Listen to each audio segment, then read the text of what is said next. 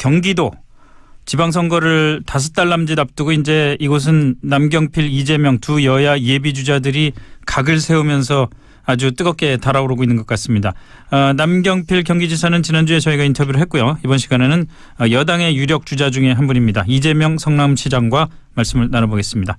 이 시장님 안녕하십니까? 네, 반갑습니다. 이재명입니다. 예, 경기지사, 새해 복 많이 받으세요. 아이고 새해 복 많이 받으십시오. 네. 예. 경기지사 출마하시는 거잖아요. 글쎄요, 뭐 아직 확정은 아닌데 뭐 네. 그렇게 될 가능성이 많아 보이네요. 네, 네, 그러시려면은 이제 성남시정을 좀 하나둘 정리를 좀 하셔야겠네요.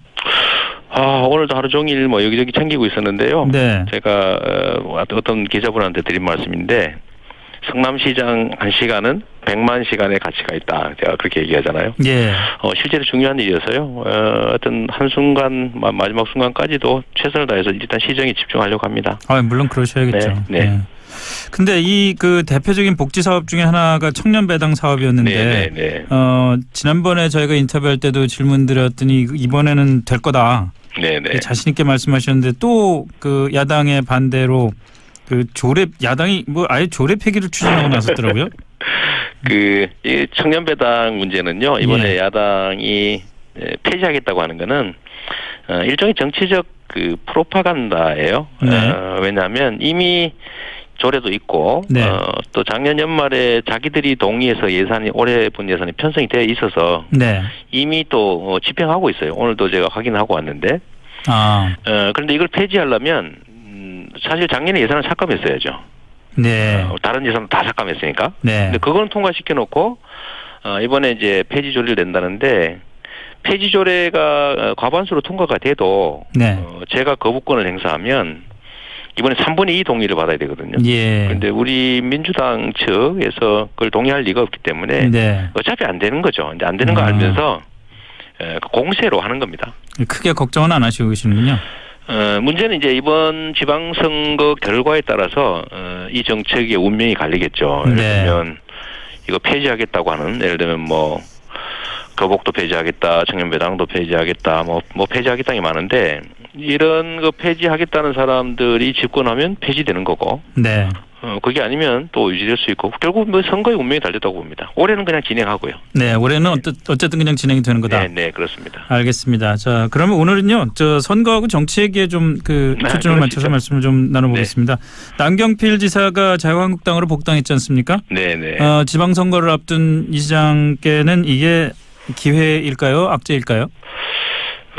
뭐 있는 현실을 가지고 뭐 평가할 필요는 없을 것 같고 저는 그렇게 될 거라고 봤어요. 네. 왜냐하면 소위 그 진보는 분열로 망한다, 보수는 부패로 망한다 이런 말이잖아요. 흔히 그런 얘기가 있었죠. 예를 들면 가치와 이념을 중시해서 갈라지는 게 전문인 이 소위 진보 진영도 선거 때가 되면 연대하든 통합을 하든 후보 단일화를 하든지 진영을 하나로 만들잖아요. 네. 그런데 이익 중심인 이 보수, 네. 제가 표현하기로는 가짜 보수들, 이익에 매몰된 가짜 보수들 입장에서는 이익을 버려가면서 분열할 리가 없습니다. 네. 어떤 경우도 반드시 후보가 정리가 돼서 1대1 구도가 될 거라고 보죠.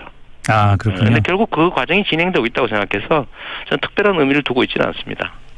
자, 그럼 1대1 구도라면은 여당에서 지금 누가 한 명이 될지가 또 이제 관심사인데. 네.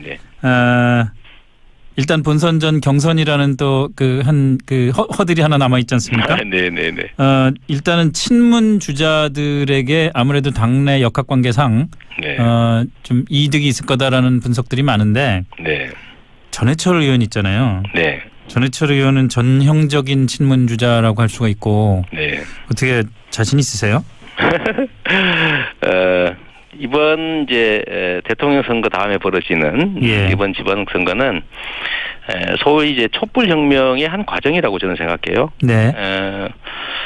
문재인의 측근들이 정권을 만든 게 아니고 국민이 만들었죠. 네. 촛불 국민들이 만들었고요. 근데 이 촛불 국민들이 바라는 바는 공정한 나라를 만들자는 것이고, 결국 문재인 정부가 성공하고 공정한 나라가 되는 과정에서 과연 누가 더 도움이 될 것이냐는 국민들이 선택하겠죠.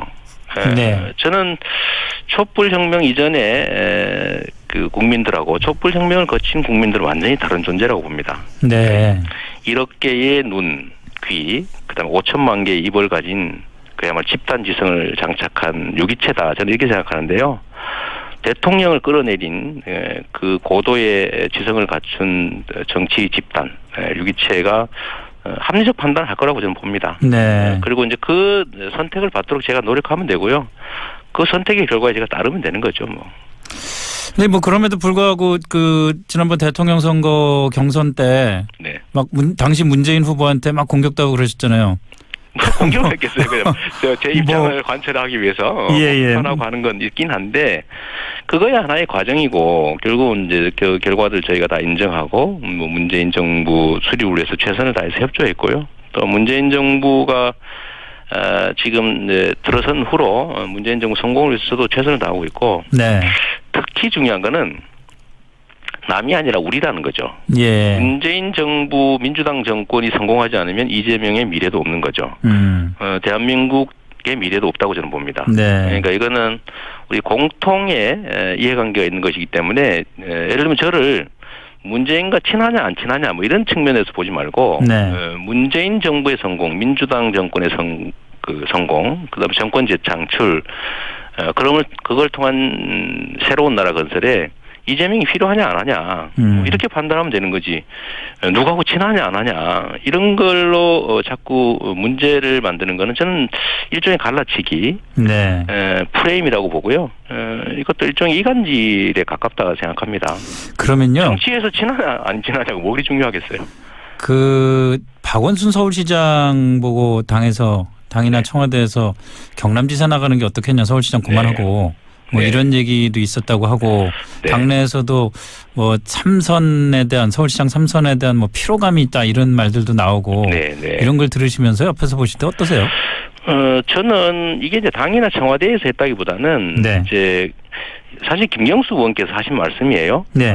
저는 그 제안 얘기를 저한테 의견을 물어보길래 저는 정말 좋은 안이라고 생각했습니다. 김경수 의원이 직접 의견을 이 시장님께 물어본 일이 있어요. 물어봤습니까? 그 전에 저는 김경수 의원이 선의를 가지고 한 얘기인 건 저는 알고 있고요. 예. 본인이 중도 사퇴할 수도 없고 또 그런 경남의 정치 구도도 있지만 지금 박원순 시장께서도 지역 기반을 가지는 것도 나쁘지 않다. 네.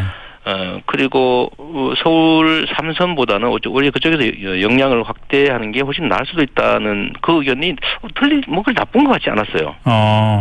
그래서 그건 정말로 선의로 한 제안으로 저는 생각이 됐고요. 그때 혹시 서울시장 노리고 계실 때 그런 의견 물은 거 아닙니까? 전혀 아닙니다. 그 한참 후인데요. 제가 서울 안 나간다 한 후인데 저는 좀 선의로 받아들이면 좋겠고요. 거기에 대해서 의견이 다를 수 있잖아요. 예를 들면 박 시장께서는 서울에 남은 과제가 있다고 보시는 거고 네. 서울시정을 통해서 하고 싶은 일이 있으신 거죠. 네. 또 어떤 그 결정도 존중해야 되고 또 그런 의견도 낼 수 있고. 근데 이걸 마치 특정 정치 세력이 특정인을 제거 또는 견제하기 위한 움직임이라고 해석하는 거는 좀 전 과잉됐다고 봅니다. 네. 네. 자, 그럼 뭐 국정과 관련된 얘기로 좀 넘어가 보겠습니다. 사실 최근 오늘 발표된 거죠. 오늘 발표된 문재인 대통령 지지율을 보니까 처음으로 그 50%대로 떨어졌더라고요. 50%대라고 그러지만 사실상 이제 뭐 60% 가까운 지지율인데 이게 그 대충 분석을 보면은 그 남북 아이스하키 대표팀 문제라든지 그 소위 말하는 자유한국당이 그 내세우는 뭐 이 평양 올림픽 프레임 이런 것들 때문에 떨어졌다는 그 분석들이 많이 나오고 있는데 시장님 보시기에는 어떻습니까? 지금 이제 저는 젊은 세대들의 지지 이탈이 많다고 얘기를 들었는데요. 네. 아마 그런 것 같아요. 이 젊은 세대들이 통일에 대한 뭐 열망이랄까요? 뭐 그런 것보다는 꼭 굳이 해야 되냐 이런 생각이 좀 많은 것 같고요. 젊은 세대한테. 네. 그렇게 된 이유는 지금 이제 9년 보수 정권 동안에 통일 비용 얘기만 했지. 통일로 인해서 우리가 얻을 수 있는 이익에 대한 얘기는 전혀 하지 않았거든요. 예. 그러다 보니까 통일이나 남북 관계 개선이라고 하는 게 안 그래도 힘들어 죽겠는데 우리한테 피해를 입힌다 이런 생각을 하게 된 것 같습니다. 안타까운 현실이죠. 예를 들면 남북 단일팀 하니까 그 힘들게 만든 없는 기회 만들었던 우리한테 왜 그 기회를 뺐느냐라는 생각이 또 강한 것 같고요. 또는 이제 비트코인 이런 거래에 대해서도 새로운 기회의 가능성인데 왜 그렇게 우리 입장을 고려해주지 않느냐 이런 섭섭함들이 있는 것 같아요. 네. 그런데 저는 좀 일시적인 현상일 거라고 보고요. 예를 들면 정부가 악의를 가지고 나쁜 방향으로 가고 있다고 하면 회복하기 어렵겠지만 좋은 방향으로 노력하는 과정에서 생기는 일종의 약간의 오해 그리고 이제 자유한국당의 어처구니 없는 공격 네. 이런 것들 때문에 오늘 일시적인 좀 흔들림 현상이라고 생각이 됩니다. 금방 회복될 수 있을 것 같다. 네, 자유한국당이 예를 들면 인공기 태운 뭐 사람을 김정은 명예훼손으로 경찰이 수사한다더라 이런 논평 내고 그러던데 네. 어떤 데는 또 나경원 의원이 평양올림픽 얘기하면서 왜 북한 단일팀 하냐 이런 얘기하고 그러던데 네. 일단 자기들이 옛날에 이미 했던 얘기이기도 하고 네. 또 김정은 얘기는 전혀 사실이 아니잖아요. 이런 허위사실 유포해 가면서 일시적인 혼선을 주는 것 같습니다. 네. 정말로 집단지성을 장착한 촛불혁명을 거친 국민들은요. 그런데 안 속습니다. 네. 잠깐 혼선이 있겠죠. 정말로 후한무치하다. 그런 생각이 좀 듭니다. 이거 나라를 생각하는 게 아니라 네. 자기 이익을 위해서 나라를 망쳐요. 알겠습니다. 네, 네. 자, 오늘 말씀 여기까지 듣겠습니다. 고맙습니다. 네, 감사합니다. 네, 지금까지 이재명 성남시장과 말씀 나눠봤습니다.